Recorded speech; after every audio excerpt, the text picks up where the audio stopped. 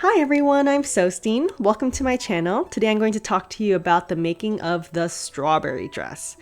So I've been calling it the strawberry dress, but really it's the V&A red mesh dress.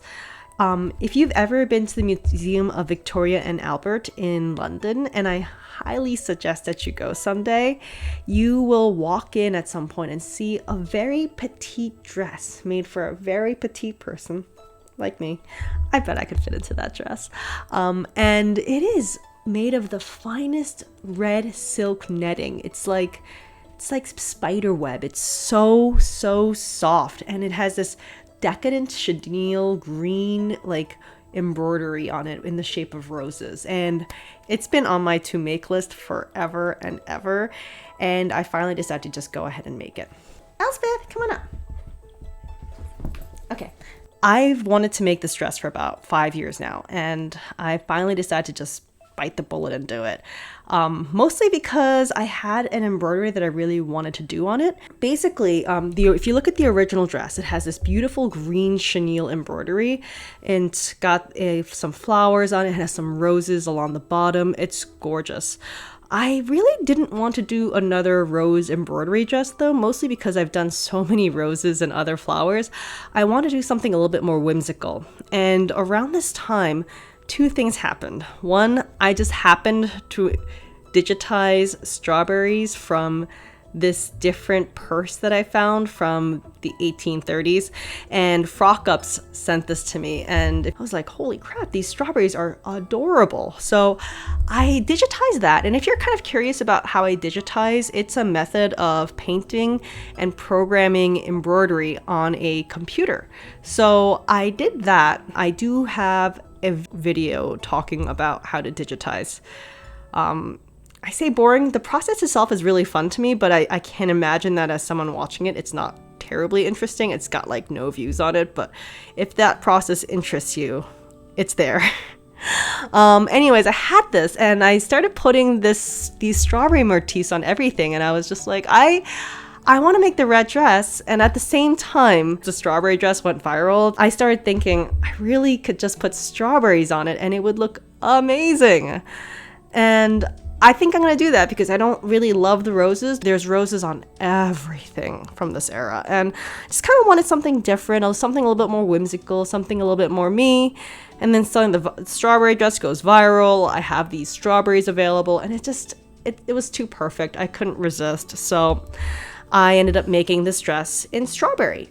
You start by drafting the pattern. When you draft a pattern, at least for me, what I do is I get a dress form that has a relatively similar shape and size to me. For this, I use my bootstrap patterns. They are a digital company. You send them your measurements, you click some images based on what you look like, and then they give you a pattern which you can then sew up to make a dress form that is relatively close to your body shape and size. And I will link them below for anyone who wants their own. It's highly recommended, and it's, as cost goes, I think it's really cheap. So I use that, and I basically put my corset on, and I laced up my red threaded corset to the exact same measurements as me. By the way, just an aside for people who are bothered by the use of the word corsets, these are technically stays, they're not corsets. I prefer to use the phrase corsets in my video because people who are not, really familiar with the era will not know what I mean when I say stays. Please forgive me if I say the word corset instead of stays appropriately. But yes, I put up my corset, I lace it up to the same measurements as me, and then I put on the design of the dress and the lines where I want the seams in a colorful tape, and I sort of pin them down. And then I get a piece of white muslin, and then I just sort of put it on there and I trace out the pattern piece by piece until I have it. Then I sort of clean it up using pencil lines, and then add a seam allowance, cut it out, make up a mock-up and see how I like it. I tweak the mock-up as I need to. Usually it doesn't need too much tweaking, but there's a little bit here and there. And then after I tweak the muslin, then I have my final pattern.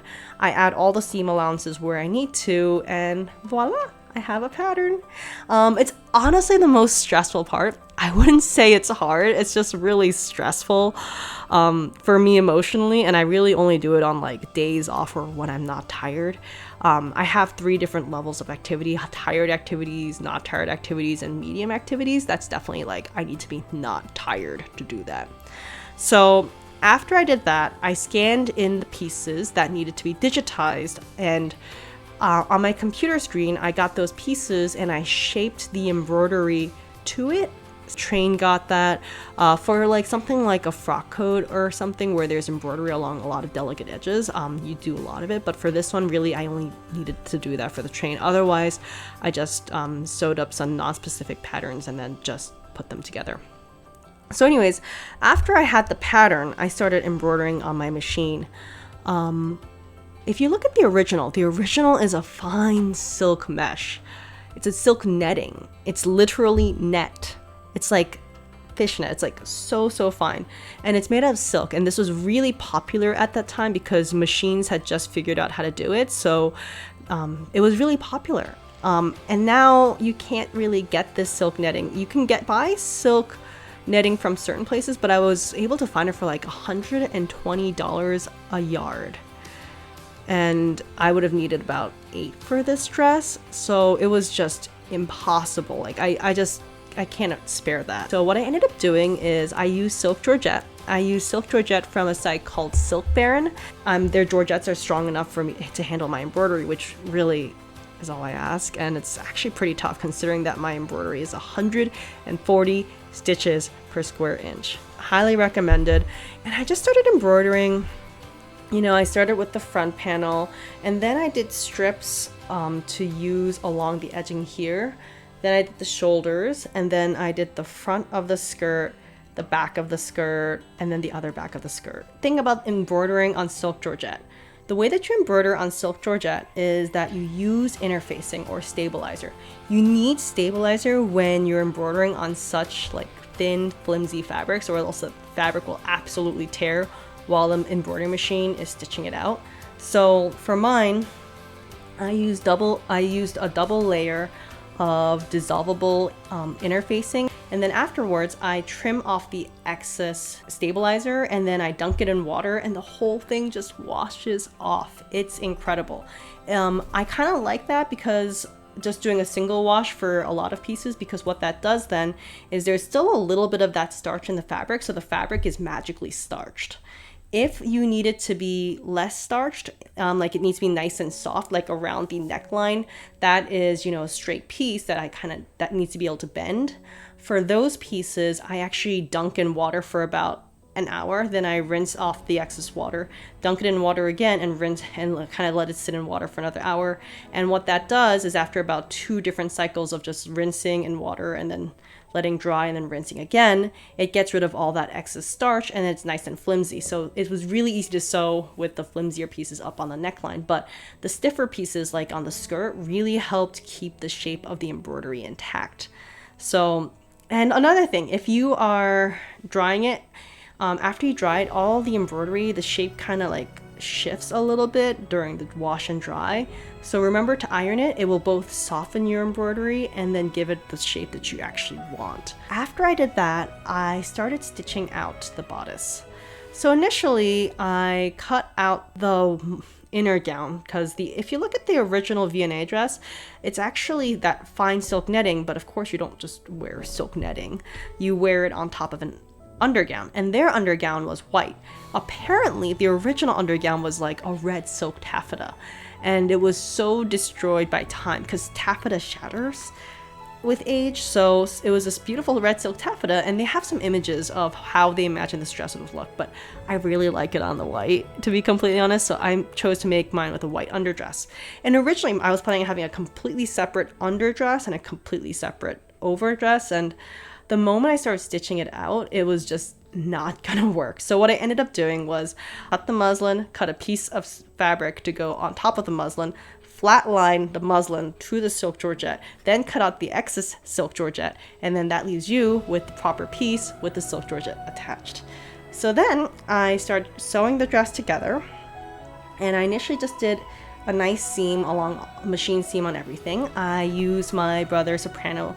It's a great sewing machine, and I serged any edges that I wouldn't be sewing immediately. I use a Victory serger. May I recommend a serger? It's really much easier when dealing with fabrics like silk georgette. And I serged any edges that would just kind of be laying free for a little while, and other pieces I hand felled myself. So along the top of the bodice, I hand felled those myself to be nice and clean on the inside. And then I hand felled the skirt seams to just kind of close up, and I finished the last of the drawstring, and that was it.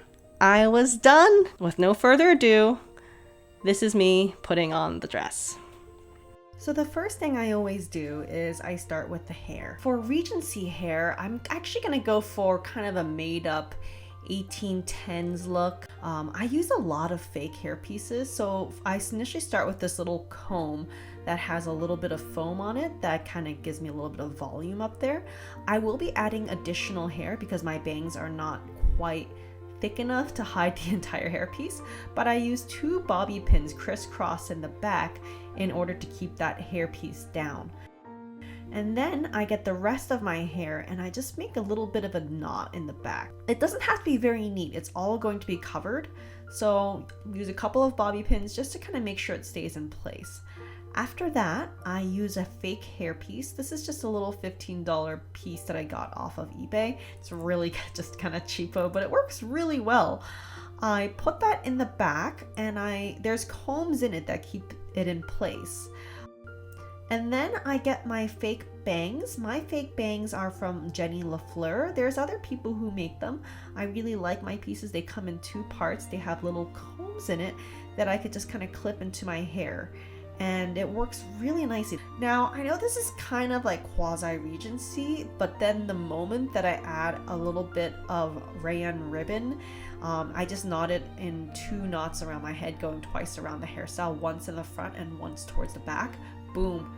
It looks so much more Regency the moment you add that hair ribbon. And once I'm happy with how the hair ribbon looks, I'm just gonna snap my fingers and I'm gonna jump to the future when my shift and my corset are on. My shift is from Etsy. I do not like making my own shifts. I hate making underwear.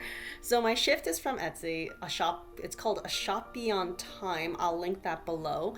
My corset is, of course, from Red Threaded because her Regency corsets are just chef's kiss. And I put those on first. You'll notice my shift is really askew, and that's because unlike other time periods, I really have a hard time dressing myself in Regency.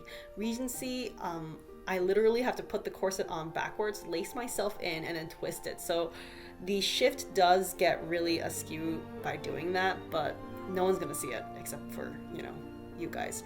And then I put on the petticoat. Regency petticoats are really silly because they go right under the bust, so they don't have the indent of your waist to keep that petticoat up. So it actually has straps. Yes, I put those straps on and then I tie it in the back and that petticoat is on. Now I did something silly. I forgot to put on my stockings and shoes before my corset, so I'm going to struggle with that for a second. My shoes, if you like them, they're from American Duchess. They have a whole collection of Regency shoes. I don't even know if they still sell these, but I actually own like 6 pairs of their shoes, so highly recommended. And then I put on the dress itself. My dress is actually really hard to do by myself for multiple reasons. One, there's 2 hooks and eyes in the back, and I literally just gave up trying to get that to work. But this dress has a lot of drawstrings. It has drawstrings in the front, it has a drawstring in the back neckline, it has a drawstring at the high empire waist, and it has 2, 1 on each arm. So that's 5 different drawstrings that you have to tie in order to get into this dress. So you're just gonna see a lot of strings everywhere. But once it was all on, the dress was on. And the best part of this dress actually to me is I love the way that the skirt pulls at my feet in the back, just like in the real V&A dress. And that made me really happy because I usually don't do that. I, as a rule, never put embroidery along the bottom hem. Then the first thing I did, of course, is I did a photo shoot with Lindsay Hinderer. She's this fantastic photographer in St. Louis. If you ever want good photography, hire a professional and get good photos of yourself. Like, I can't tell you like how much these projects cost. Like, the fabric for this probably cost me about $160. Silk thread that I use for this probably is closer to about $300. So, and to not count all the hours I spent on this, I probably spent close to about 120 hours on this dress. Get a decent photo of it so you can always look back and go, yes, I look good in that costume. And it also records how beautiful that fabric is. We had such a great time shooting these photos. And Mallory Harris did the makeup. And then these are the photos.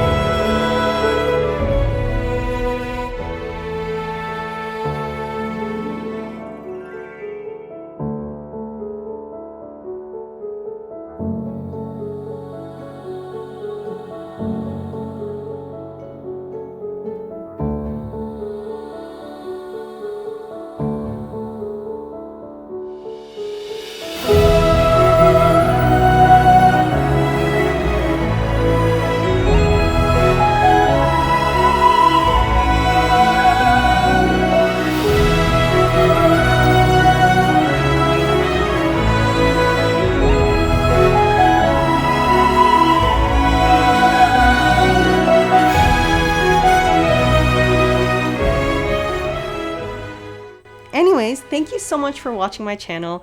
I really appreciate you taking the time to just kind of watch me sew and do my thing.